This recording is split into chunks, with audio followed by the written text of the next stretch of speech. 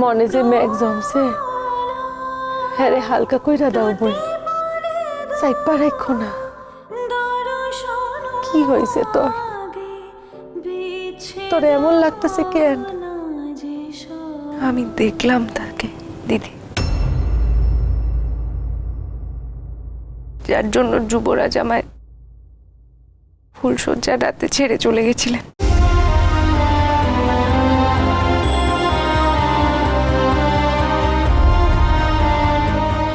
তুমি পুটি দিদি, যুবরাজের ছেলেবেলার সাথে?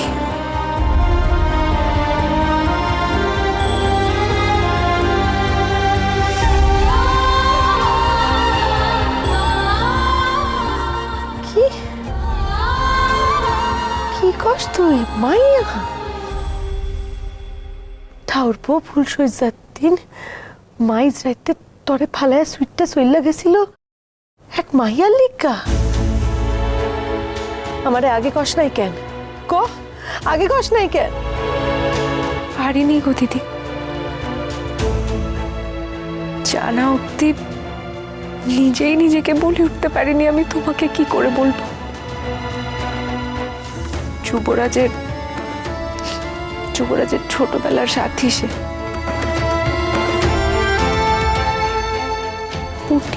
পুটি দিদি,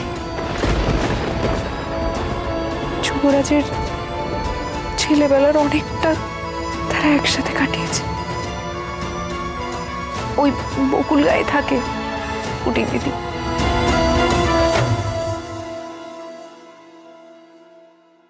তাদের নাকি ছোটবেলা বিয়ে স্থির হয়েছিল।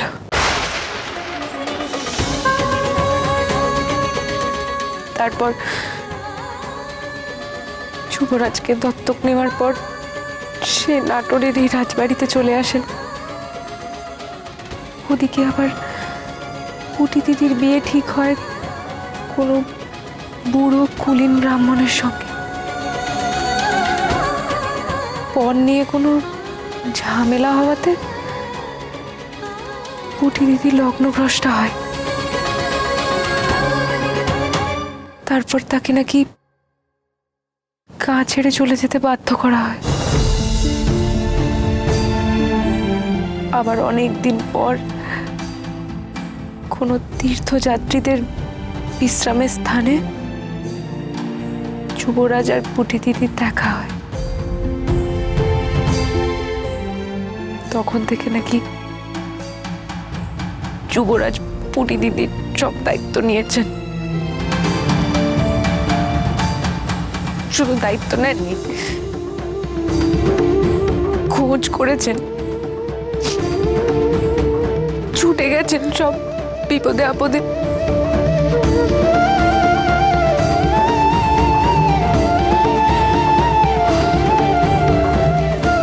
শুনো বোন, আমার কথা কান শুনো। হ্যাঁ হইল গিয়া রাইজবাড়ি, এইখানে কত কূটনীতি চলে। আমার ঠাউরপো নিজে কইছে তোমারে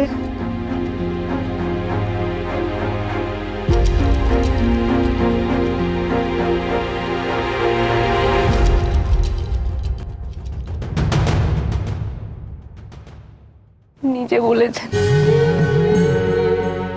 তার ছেলেবেলার কথা, পুটি দিদির কথা সব নিজে বলেছে। হয়তো সেই কারণে আমাকে বকুলগাঁও নিয়ে গেছিলেন। দেখা হলো পুটি দিদির সঙ্গে।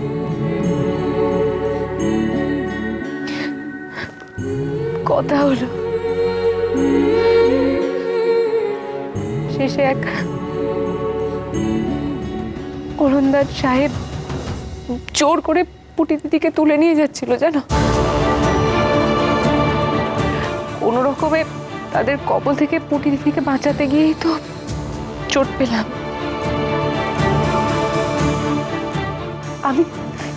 আমি তাও লড়তে যাচ্ছিলাম, বিশ্বাস করো। শেষে যুবরাজ না এলে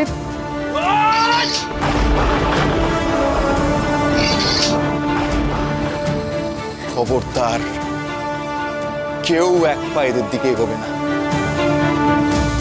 ঘরে দেখা তোর বুকখানা চিনচিন কইরা উঠলো না? আমার ঠাউর পোজে তোর স্বামীরে মুখ পুরি। স্বামীরে তো আর ভাগ করণ চলে না। স্বামী হইল গিয়া মাইয়া মানুষ গো সব।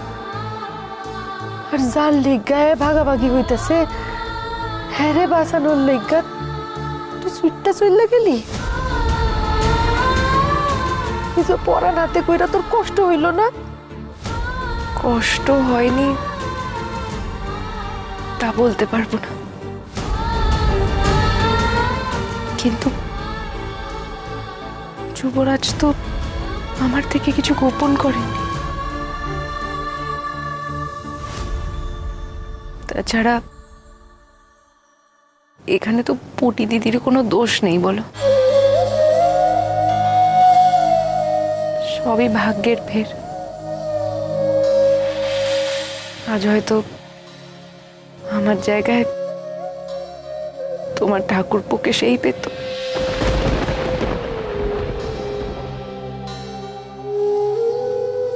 ও দিদি, আমি যাই, মা ভবানীর কাছে একটু বসি। আমার না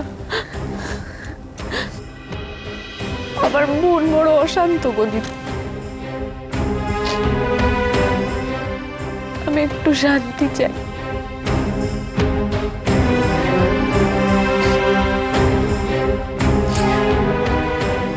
যাই।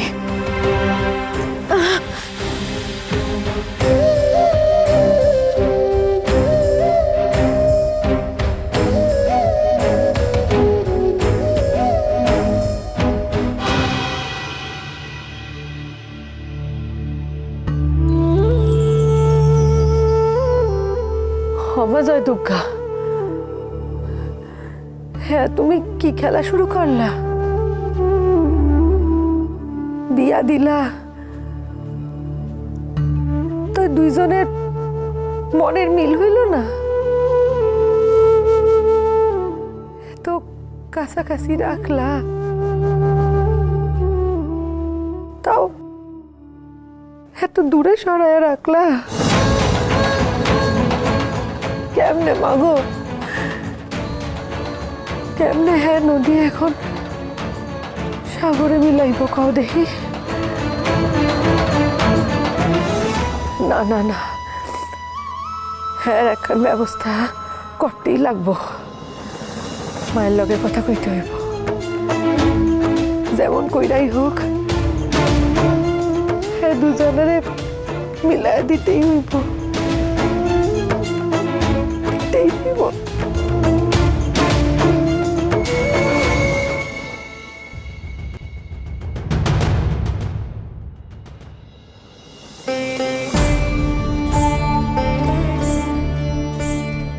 আমায় ডেকেছিলেন রঘুরাজ?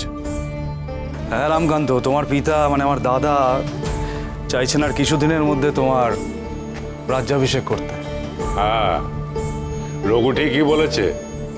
তোমার অভিষেক হয়ে গেলে আমি নিশ্চিন্ত বোধ করব রামকান্ত। কিন্তু তুমি তো জানো রামকান্ত, আমি সব সময় পরীক্ষার পক্ষপাত। আমি দাদাকে বললাম যে রামকান্ত রাজ্যপাট ঠিকমতো সামলাতে পারবে কি না তার জন্য একখানা বড় পরীক্ষা হওয়া প্রয়োজন, এবং কি পরীক্ষা আমি নেব সেটা মনস্থির করে ফেলেছি।